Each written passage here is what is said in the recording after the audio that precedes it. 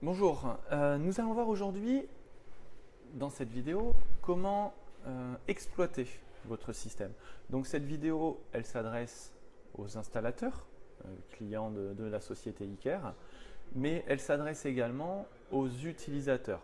Vous qui avez fait confiance à la marque UNV, qui est distribuée par Iker en France, vous allez pouvoir suivre cette vidéo, comprendre l'exploitation de votre système. Donc là, ce qu'on va voir aujourd'hui, c'est sur un enregistreur UNV, sur une interface locale, c'est-à-dire sur le port HDMI ou le port VGA que vous contrôlez avec une souris qui est directement branchée à l'enregistreur. Si vous souhaitez utiliser votre PC pour exploiter, ça sera un autre logiciel qu'il vous faudra utiliser et une autre vidéo qu'il vous faudra visionner.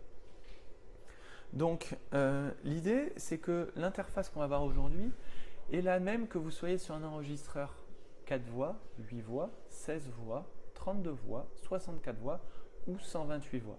C'est une des forces du UNV, c'est d'avoir une interface qui soit simple et ergonomique et qu'on la retrouve sur l'intégralité de leur machine. Donc, qu'est-ce qui nous intéresse en tant qu'utilisateur? Alors, ce qui nous intéresse, c'est les accès mobiles, c'est ce genre de choses, mais qui font l'objet d'autres vidéos. Ce qui va nous intéresser aujourd'hui, c'est comment j'exploite ma machine en direct, donc pour mettre en grand, mettre en plein écran, changer la méthode d'affichage, etc. Comment faire une relecture? Forcément, si j'ai un système de vidéosurveillance, c'est pour voir en direct, mais aussi et surtout en enregistrement, voir ce qui s'est passé par le passé. Et aussi comment faire un export des données.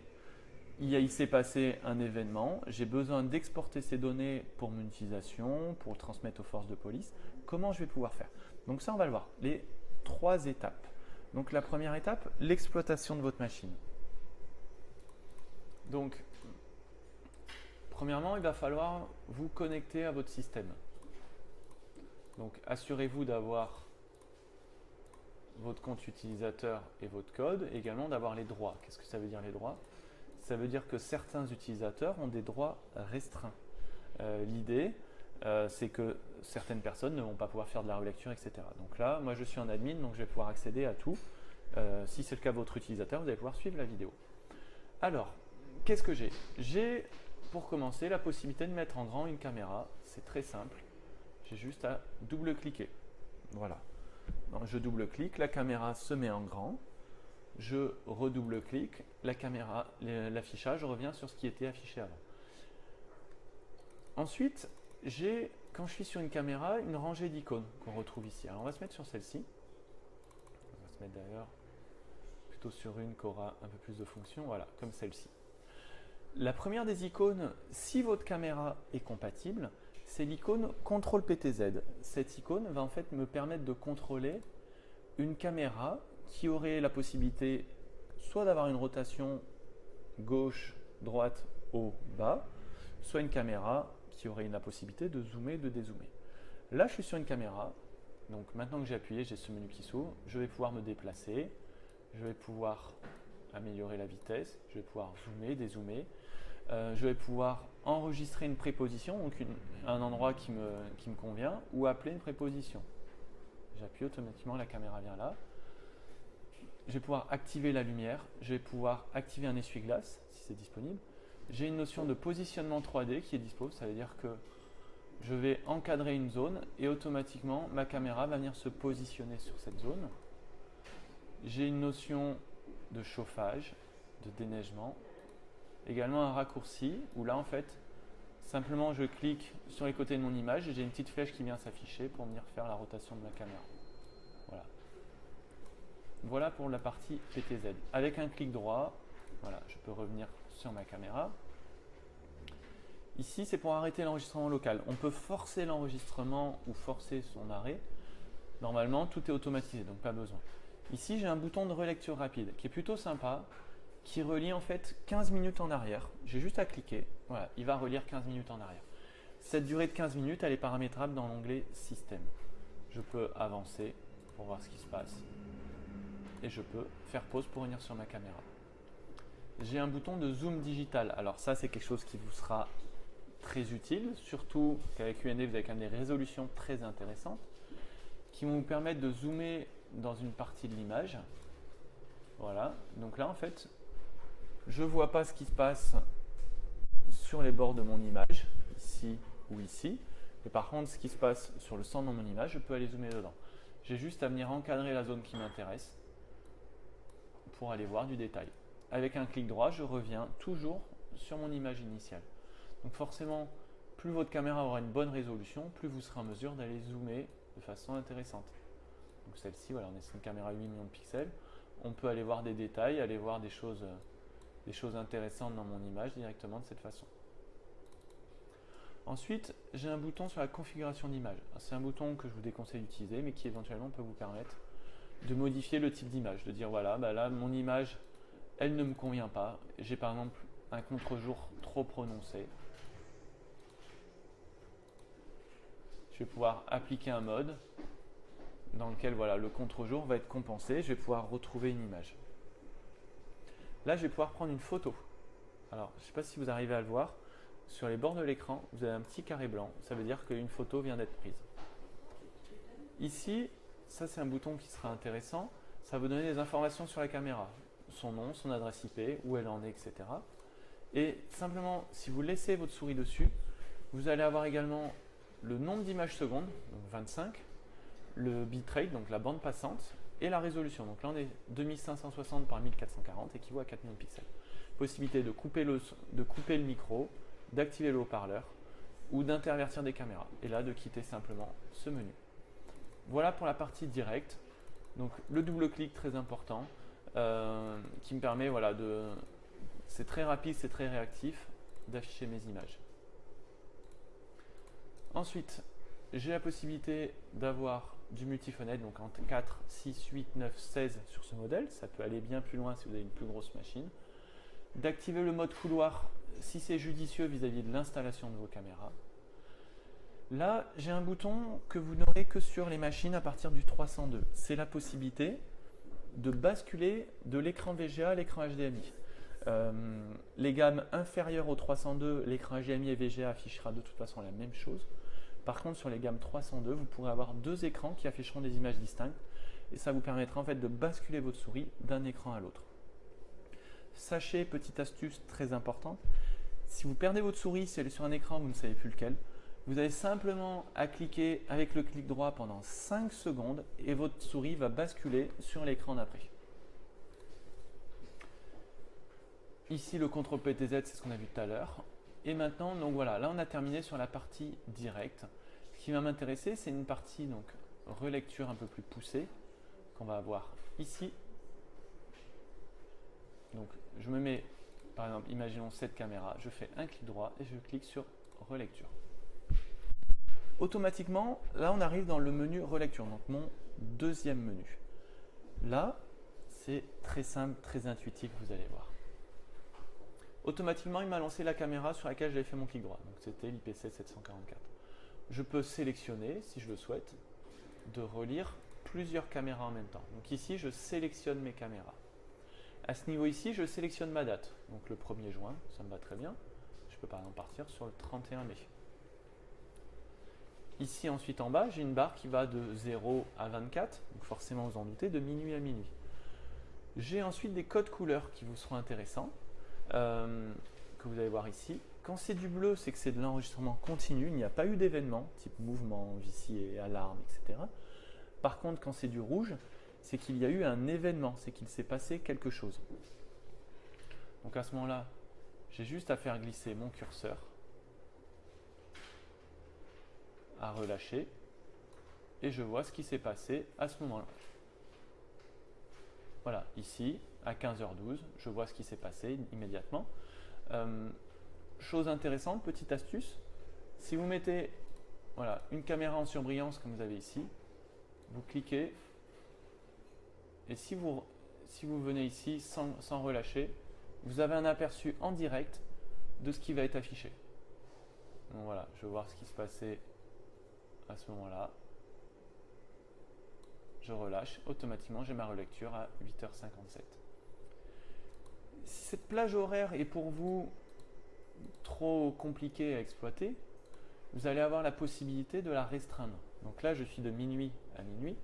Et là, j'appuie, vous allez voir, je vais passer sur une plage de 12 heures, non plus de 24, puis sur une plage de 6 heures, puis sur une plage d'1 heure. Donc là, je vais de 17 heures à 18 heures. Donc j'ai quelque chose qui est beaucoup plus fin dans dans mon exploitation des données. À nouveau, si vous souhaitez mettre une caméra en plein écran, je double-clique. À nouveau, je redouble-clique pour afficher par 4. Ici, pareil, si je veux faire un zoom dans mon image, sur ma relecture, ça marche de la même façon. Je vais pouvoir aller zoomer dans mon image pour voir ce qui se passait sur un endroit précis de mon image. Avec un clic droit, je reviens à ma relecture. Voilà. Ici, un bouton, retour arrière de 30 secondes. Il s'est passé quelque chose, il y a eu une intrusion, je veux revenir en arrière, j'appuie 30 secondes en arrière. C'est très réactif UNV, vous verrez, c'est assez bluffant. Voilà, idem, je veux avancer 30 secondes, j'avance. Si je veux faire du ralenti, là je suis sur du 1/8e et je vais revenir sur du 1x. Si à contrario, je veux faire de l'avance rapide, je vais jusqu'au 64x. Donc là, je passe en accéléré et je peux revenir sur ma vitesse quand je le souhaite, tout simplement. Ici, voilà, pareil, sens inverse. Donc là, je suis à l'envers. Je suis sur du moins 16x et je peux revenir sur une vitesse plus standard et revenir, voilà, directement. Donc ça, c'est une relecture, c'est très simple à exploiter, très simple à utiliser. Ce qu'il y a de bien, c'est que je peux relire plusieurs caméras en même temps. Les limites, ça va dépendre de la résolution des caméras, du modèle d'enregistreur. Vous avez des modèles, vous allez pouvoir relire 16 caméras en même temps, les afficher en simultané. Ensuite ici, si justement vous voulez aller peut-être au-delà de 16 ou si votre machine ne le supporte pas, vous pouvez décider non pas d'appeler la résolution élevée, mais d'appeler une résolution qui est volontairement dégradée pour vous permettre de relire plusieurs caméras en même temps. Voilà, donc là on voit bien que la résolution n'est pas très bonne, mais c'est volontaire. C'est-à-dire que vous allez pouvoir relire énormément de caméras en même temps. Si après il y a une image qui vous intéresse, vous avez juste à cliquer pour repasser en définition élevée.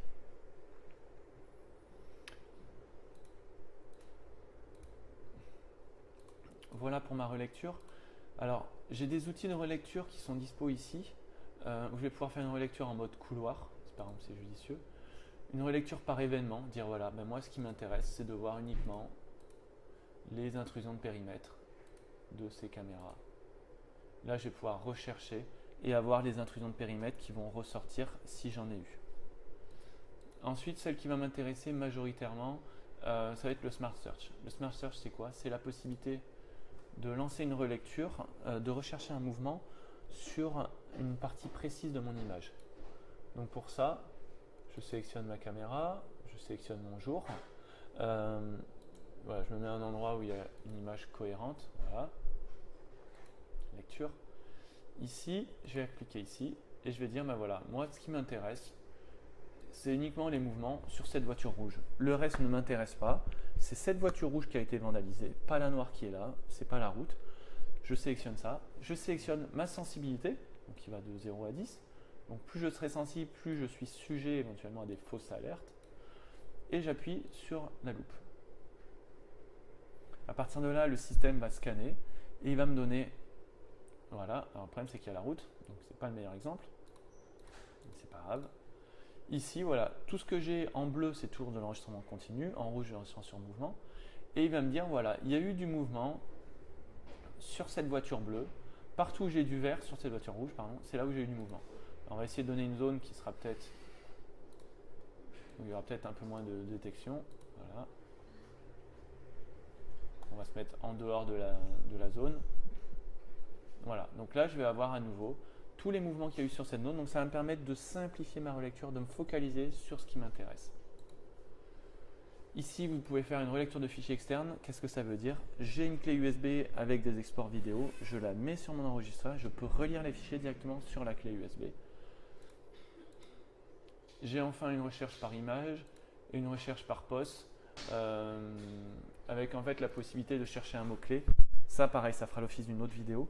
Mais si j'ai scanné une bouteille de Coca-Cola, je cherche Coca-Cola. Si ma caisse est compatible, si c'est paramétré, je vais pouvoir chercher toutes les fois où un Coca-Cola a été scanné sur ma caisse. Voilà pour la relecture. Concernant l'export, on va revenir sur une relecture standard pour que je puisse vous montrer. Vous allez voir que c'est très très simple. On appelle ça un peu le... On va se mettre 9 juin 1er. J'appelle ça le supermarché de l'export. Vous allez voir, c'est très simple à faire. Voilà, je me mets sur ma plage horaire qui m'intéresse, je me mets sur ma caméra qui m'intéresse, voilà. Très bien, parfait. Donc là, je suis fonctionnel. Ça va se jouer en fait en bas. Ici, imaginons, voilà, ce qui m'intéresse, c'est cet événement, donc peut-être 30 secondes en arrière, voilà. J'appuie sur démarrer clipping sur le ciseau. Je fais mon avance rapide jusqu'au moment où mon événement se termine, par exemple là, ici. Je rappuie sur clipping et là j'ai une nouvelle couleur qui s'affiche, qui va en fait de 9h16 à 9h17. Si j'ai besoin de faire un autre export, à nouveau, je me mets ici. On va rester sur du 1x. Démarrer clipping, la fin de mon clipping. Ok, très bien. Là, cette caméra, il se passe quelque chose d'intéressant. Je peux faire une capture photo. Voilà. Une fois que j'ai fait tout ça, j'ai un onglet qui s'appelle gestionnaire de fichiers. Je clique et je retrouve tous les clips que j'ai fait directement de toutes mes caméras qui étaient affichées. Donc, je vais pouvoir exporter directement mes vidéos et de mes 2 séquences. Je sais pas, on le voit ici. Je ne sais pas si vous vous souvenez, on avait fait 2 séquences différentes. Donc, ça veut dire que sur des machines concurrentes ou plus anciennes, j'étais obligé de faire un export par caméra parfois et un export par séquence. Voilà, j'exportais la caméra 1 de telle heure à telle heure, puis la 2 de telle heure à telle heure. Là, je peux tout exporter d'un seul coup. J'ai juste à tout cocher, téléchargement, et j'envoie ça vers ma clé USB. Voilà. J'ai la même chose, je reviens juste un cran en arrière, sur mes images. Ça, c'est les captures photos que je vous ai montrées. Voilà, je peux envoyer mes images directement vers ma clé USB. Donc c'est très simple. Une fois que c'est sur ma clé USB, c'est un fichier que vous allez pouvoir relire très simplement sur votre PC, sur votre Mac, qui soit voilà, sur Windows, sur macOS, sur Linux, vous allez pouvoir le relire sans difficulté. Voilà pour la partie export. Donc on a vu aujourd'hui le direct, la relecture et l'export. Merci beaucoup, à bientôt.